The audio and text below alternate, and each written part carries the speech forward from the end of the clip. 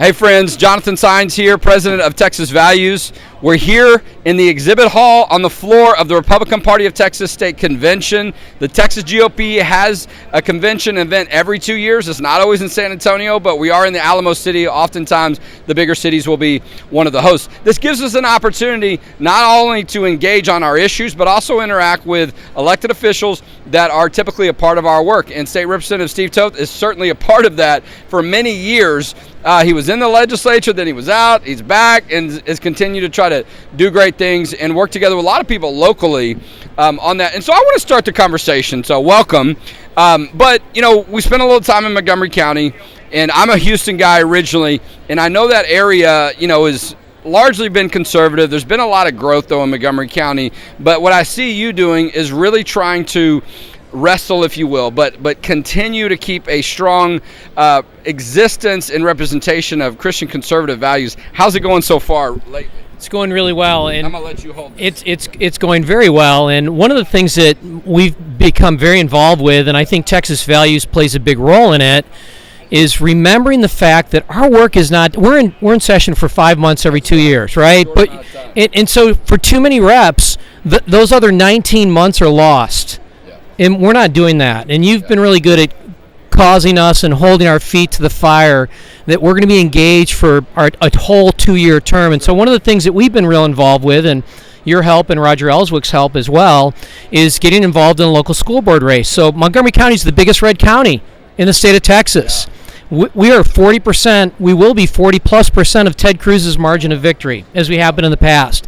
But what's even more important is to stay engaged with school board races. Yeah. And again, we have got to be involved in that. We went 3 for 3 2 years ago, and we're going to flip the board this year, and we're going to go 4 for 4 and have 7 conservative members of the 7th largest ISD in the state of Texas. You guys got to get involved, and we'll help you.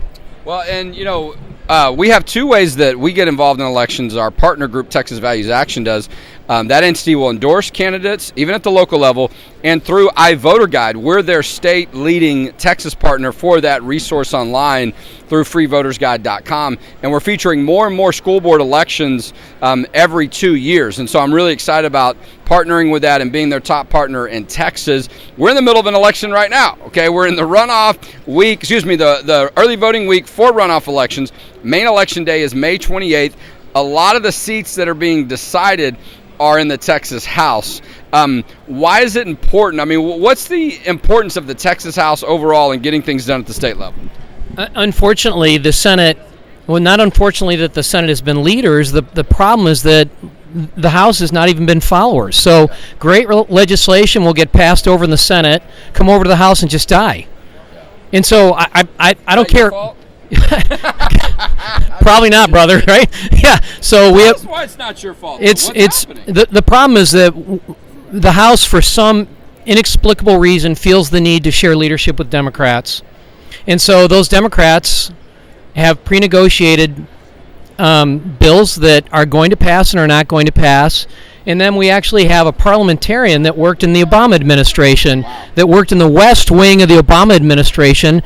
Our bills make it to the House floor, and then a Democrat parliamentarian, Jonathan, kills it. Goodness. It's criminal. Well, and I know that's been a source of concern. One of the biggest races, if not the biggest race in the runoff elections for this cycle, is David Covey versus our sitting Speaker of the House, Dade Phelan. I don't know that a sitting speaker's ever lost in a primary, maybe not that I can recall. So a pretty historic election. He's been pushed to a runoff. Polling suggests David Covey is ahead. We'll see. We're going to find out pretty soon. But, I mean, that's going to be a big deal. I mean, if the speaker loses, he can't run for Speaker of the House. Dade Phelan can't. Now, David Covey doesn't become the speaker. That's a separate election. And Tom Oliverson's already put himself out there. But it seems at least the fact that Dade Phelan's been pushed to a runoff, people are ready to move forward with new leadership. What do you think? Yeah, absolutely. In fact, you cited in a very accurate statistic, which a speaker has never lost a re-election campaign before. But what's really damaging for this speaker is that no one that's ever been pushed into a runoff that came in second place, not first place in the runoff, but second place, no one that has come in second place has ever won.